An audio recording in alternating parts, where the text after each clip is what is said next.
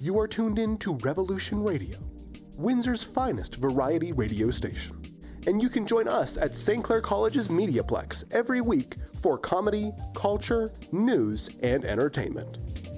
Enjoy some R&R with Revolution Radio. The revolution starts now. Good morning, Windsor. You're listening to Revolution Radio. I'm your host, Brianna Myles, here with my co-host, Owen Kohut. Our top story today, the Windsor Symphony Orchestra is hiring, and the job is getting global interest. The orchestra is looking for a new maestro and music director following the death of Robert Franz at the age of 57 after his battle with non-Hodgkin's lymphoma. The WSO board revealed that they have received over 100 applicants from all over the world, including Argentina, Ecuador, Ukraine, the Netherlands, and many more. The WSO board will be reviewing the candidates, allowing a short list of applicants to conduct a concert in the 2026-2027 season. They hope to have a new hire in place for the 2027-2028 season in time for the orchestra's 80th year. A 31-year-old man was charged with first-degree murder in connection to a homicide that took place on February 18th. Windsor police officers were called to Windsor Regional Hospital after a 44-year-old man was found unresponsive in the parking lot. The man was later pronounced dead in the emergency department.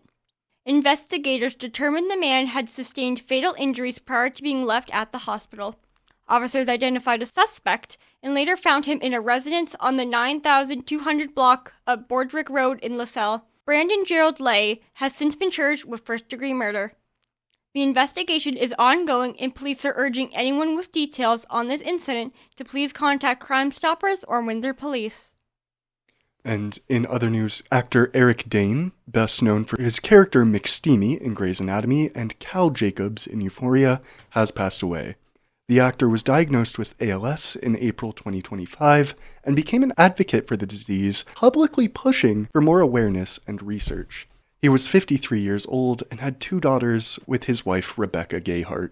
Windsor Residents for Young Men will be hosting an event tonight to raise awareness and fundraising for homelessness. The 9th annual event will be overnight and will be taking place at St. Clair College, where there will be games, challenges, and activities. All funds raised go directly to the WRYM's Transitional Housing and Support Programs. Anyone interested in participating are asked to register and pledge on their website. The link can be found on our Facebook page. Moving on to your local weather, the 3-day forecast is looking soggy, starting today at 6 degrees with fog, showers, and high winds. Saturday will be 3 degrees and cloudy, and Sunday will be 1 degree with some snow. Temperatures for the rest of the week will be between 0 and 9 degrees. The revolution starts now. Are they the problem? Chris Dahm met with a panel to discuss a submitted story. Welcome back to another week of Am I the Problem? I am Chris Dahm. I'm here with Brianna, Tate, and Haley. Am I the problem if I leave a note for my neighbors about bringing their screaming baby into the apartment hallway constantly? What? One of my neighbors has a newborn, and they constantly walk the baby up and down the hall when it's crying, screaming, trying to console it. Throughout the day and into the night, currently happening right now, and it's just past 10 p.m. I'm dealing with multiple chronic health conditions and work from home, and I'm at my wit's end. I have a polite note written, ready to stick to their door, asking if they can please soothe their baby inside their apartment and not in the hallway, as this is a shared space and the sound carries into nearby apartments. I hate confrontation, so I feel like leaving a note on their door is my best option. I understand that living in an apartment isn't always going to be quiet, but in my opinion, it's extremely rude to disturb everyone else with screaming at all hours. Am I the problem? Edit. Here is the note that he plans on sticking to the door. Hi there. I hope you're doing well. I wanted to kindly mention something that's been affecting others on the floor. There have been frequent instances of a crying baby being brought into the hallway, and the noise echoes and carries very easily into nearby apartments. Because the hallway is a shared space, the sound impacts others much more than it likely seems. I completely understand that caring for a baby is challenging, and this isn't meant as criticism. Some neighbors work from home and others are managing health conditions, so the repeated noise in the hallway can be extremely disruptive. This is simply a request to please keep soothing time inside your apartment whenever possible. Thank you very much for understanding, for being considerate of your neighbors. Am I the problem? Not at all. Don't apartments have quiet time? Well, there is actual noise ordinance, like past 11 you can't play anything. They have that even like in neighborhoods. Exactly, Yeah. that's what I was thinking. Yeah. This is one of the reasons why I could never live in an apartment. Yeah. The fact, first of all, that you have to trust your neighbors to be good neighbors. Yeah. You have to trust them to not leave their stove on. But when it comes to a baby, one thing that wasn't mentioned is if this couple has other kids. Maybe they're trying to not wake the other children. But still at the same time, taking it out into a public space. Take the baby outside. But also, though... Yeah, but to get outside, you have to use the hallway. Yes, but what's Do you not have a worse? balcony? That too. They might not, but... So, yeah, you gotta go through the hallway, but I imagine they're walking the baby up and down the hallway for at least 10 minutes, maybe even more. It's gonna be 2 minutes in the hallway. I can deal with the baby crying for 2 minutes if it's getting farther away from me, and they're actually taking care of it. Mm-hmm. Like, if the door opens and I hear the baby crying, I'm not gonna complain about that. That note will go a long way. Do these people realize that their screaming baby is waking everybody up in the moment of trying to console a baby? I know I wouldn't focus on anybody else because I'd be like, Especially as new parents. Yeah, if they're new parents. If it's new parents, doesn't specify that. It's a lot of trial and error when you're a new parent. But at the same time, I don't think he's the problem because his approach to it with a friendly note and the way like he's acknowledged, like I get it, it's challenging. Like he's not criticizing, he's not being rude, he's not leaving like a threatening note. I think that's the right approach. So I don't think he's the problem at all. I think that just sounds like two people that need to they have to have communication about a situation. Right. Like, I don't know. I think I need a little bit more information on their side. Like you said, they could be new parents. Yeah. They could be, I don't know, maybe, they could have other kids. I definitely need more information on their behalf, but you're not the problem for being polite. Yeah. I think this was a very adult way to handle that situation. 100%. 100%. Agreed. And two, like, we don't know if these people have a car or not. Just take the baby for a drive. Yeah. Like, instead of walking up and down the hall. But again, like, maybe it's a single parent with other kids in the house, so you're kind of stuck unless you pack everybody up. So we don't know that either. They do have those new bouncers now. You know, they have baby swings, but they have a bouncer that actually simulates a car ride. Oh, yeah. Oh, that's cool. And it also, like the sides of it, it's kind of like a bassinet. The sides of it simulate lights going by. Oh, interesting. So they, people are listening and people are inventing things to help situations like this. So I don't know, maybe if push comes to shove and you're financially able to do it, get this couple one of them really fancy bouncers that'll keep their kid quiet. Leave it outside their door. Yeah. Yeah, 100%. All the neighbors can put some money in. Yeah. Consensus, not the problem? Not the problem. Awesome. All right, for Brianna, Tate, Haley, and myself, Chris Dom, thanks for tuning in. We'll be back next week. The bi-weekly D&D adventure continues. With the party reaching the nearest town, our combat-oriented adventurers need to turn into comforting investigators, which is really outside their comfort zone. Previously, on the Siege of Forgespire, our party approached the town of Falmore, and clearly something seemed off. As they got closer, they realized this place wasn't as lively as it once seemed. The town is in shambles, with smoke and flame spewing out of nearby windows, and a rhythmic thunder is rumbling in the distance. It's clear the town needs help. The party puts on their game faces and starts to investigate what truly happened. What happened here? Ugh, I knew that Belathane guy was shifty. He came from the forest, Kara. I don't think it was him. Isn't it odd that there aren't any bodies? No screaming. For a destroyed town, it doesn't seem like anyone was hurt. That's lucky. Hey, do these cracks look strange to anyone else? They look more like imprints. And they're oddly consistent. Evenly spaced. And just pretty deep into the ground. Whatever did this must have been extremely hard. Okay, if it wasn't obvious already, be on your guard, everyone. Oi, did anyone else see that red smudge in the window over there? Red smudge? Yeah, it moved too quick to tell what it was, but I think I can get a closer look. I'll provide backup in case we get jumped. Got it. Crown and I will stay out here and watch for an ambush. Kara, be careful. I'm always son of a... Kara! You're stealthing with chainmail on. If you ever talk about this again, I will cut your tongue out. If you don't fall over trying to get to it, just stay back. I can handle this. The door's unlocked. Okay. Everyone, weapons ready and approach. Here we go. Oh, shoot. Commoners. Hey, it's okay. Doth's alright. Both Loxert Darthu though. Speaking Dwarvish, are we? You aren't the only one who knows the language. Guys, focus up. Is everyone all right? Anyone hurt? Everyone is fine. Just a little spooked, that's all. What's with the people in the back? That's the thing. Something is attacking the town. Like that wasn't obvious already. Is it a dragon? Huh?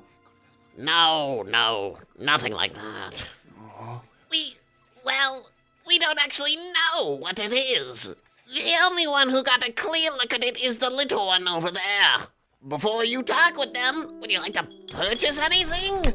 I have access to plenty of items. I appreciate the offer, Snip, but for now I think we should talk to the child first. Yes, of course. Where are they? Ah, here is Jen. All right, kid. What's out there? I don't fully know. It was big and loud. I don't know. It was scary. Did it have wings? Breathe fire. Scales, claws. Horns? Sharp teeth? Crown, can you talk with the kid before these two scare them to death? Hi, Jen. My name's Cronessa. I'm sorry these two are scaring you. I need you to take a deep breath, steady yourself, and just tell us what you remember.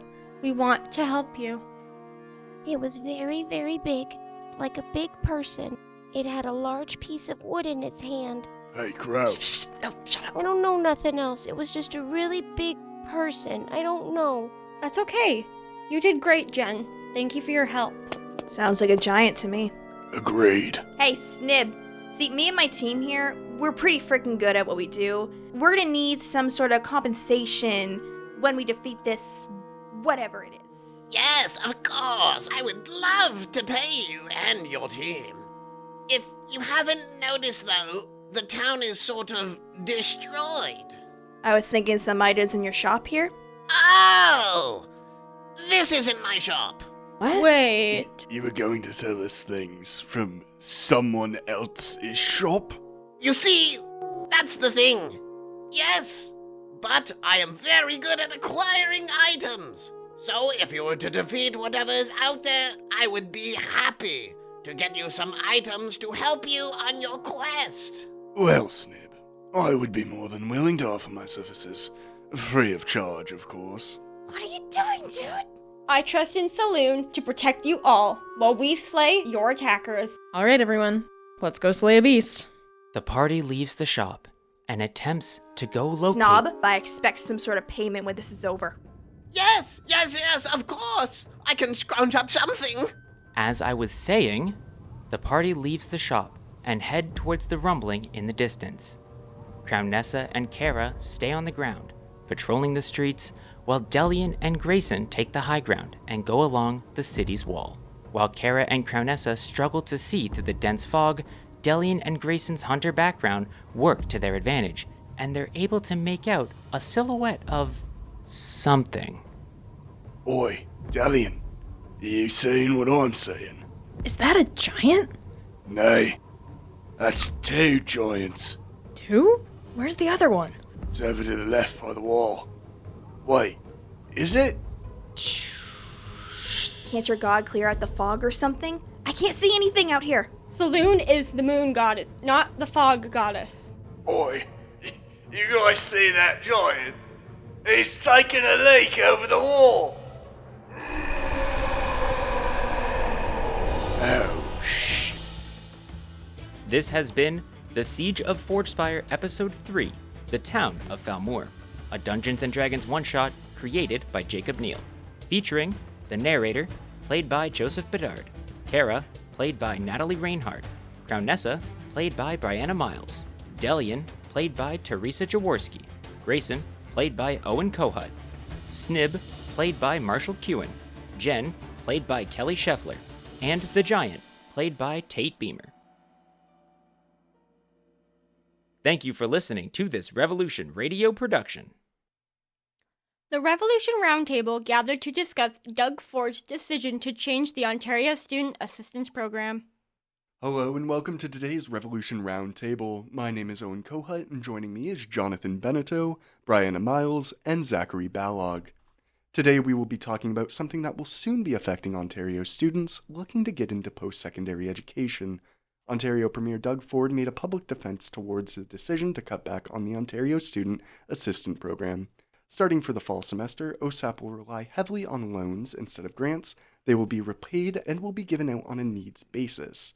Ford stated he heard from thousands of outraged students over the course of Family Day weekend regarding the cut, stating the reduced OSAP grants will add to their debt after graduation, while affordability in Ontario is already dire. In response, Ford is doubling down on his decision.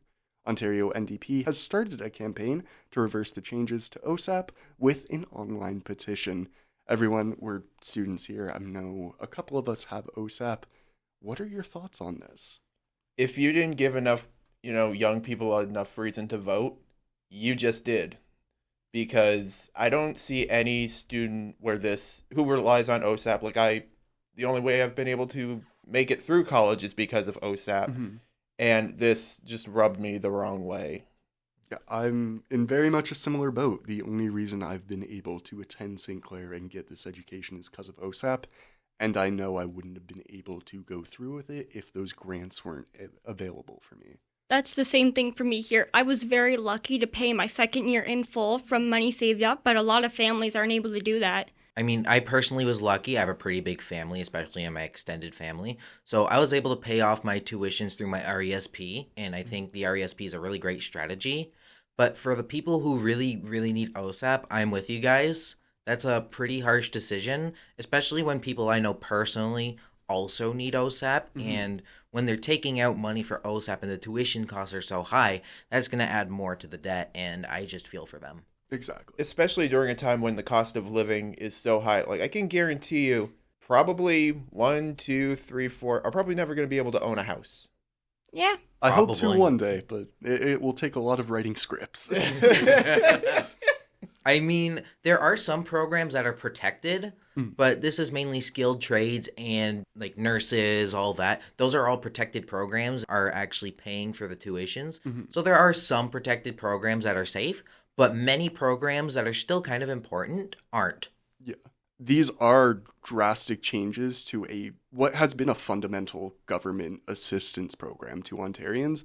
And I think by having these changes, especially for someone like me who's a student with learning disabilities and was eligible for these grants and was, again, the reason I could attend St. Clair to begin with, it's devastating that people in my position might not get the same opportunities I did just because I was there 2 years earlier than they were. Yeah. Also, good on the NDP. I'm glad they bounced on this really quickly. Mm-hmm. Yeah, I think that petition's very much needed. If they didn't make a petition, I'm sure there would still be more outraged students, maybe even parents, that would be, keep on calling in. And I think the petition would have been made by the society anyway. No, yeah, I'm okay. Sign the petition, people. Anything you can do, you can even call up his office phone number, I believe. Anything you can do to express that you do not want these changes to OSAP. Also, make sure contact whoever your representatives are. Yes. So also do it at the federal level as well. Yes. Do what you can do in your power. As you can tell, as college students, we aren't the most enthused about these changes, despite us graduating this year. And with that said, please, if you are being affected by these changes, don't be afraid to write to any of your local or federal governments to try and get changes made. From Revolution Radio, I've been Owen Kohut. Thank you so much for listening to our roundtable. Zach's back with all things weird. Take it away, Zach. It's Friday, and that means it's time to get weird. Time for weird news. A man is under arrest after he stole an ambulance naked. That's right, you heard me, bare butt naked in Wisconsin Rapids. Paramedics loaded a patient into the ambulance when the suspect jumped into the driver's seat, forcing the paramedics to hop off for their own safety. ABC Milwaukee affiliate WISN reported. Once they got the suspect to stop, they urged him to surrender and come out with his hands up. As the suspect came out of the ambulance, officers noticed he was naked. The patient in the ambulance was taken to hospital for further treatment. Police said the suspect would face multiple charges, including third offense driving while intoxicated. It's time for Florida Man. A Florida man was arrested after he managed to crash his luxury car under a school bus. On the sheriff's office social media pages, they identified the driver of the 2017 Jaguar as Jacob Novak. He failed to slow as a Lee County school bus approached a stop about 8:40 on February 18th. And this occurred in Tamiami Trail and Jackrabbit Run in San Carlos Park. A video captured the Jaguar driving along the roadway, driving straight into the bus, becoming wedged under it. They arrested and booked him into jail for battery. He remained in Lee County Jail early Thursday afternoon on a $1,500 bond and is due in court on March 17th. That's it for this weirdness. I've been your host, Zachary Ballog. Remember, stay weird. That's it for us today. Thank you for tuning in to Revolution Radio, the only R&R that's less relaxing and far more informative. We hope to see you again next week. I'm Brianna Myles. And I'm Owen Kohut. Have a safe weekend, everyone.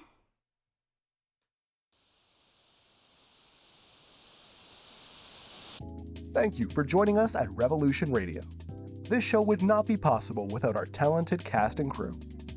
Owen Kohut, Kelly Scheffler, Natalie Reinhardt, Joseph Bedard, Zachary Ballog, Haley Trelo, Brianna Myles, Teresa Jaworski, Otis Redding, and Tony Tavaleri. Check us out at Revolution Radio Windsor on Substack, YouTube, and TikTok.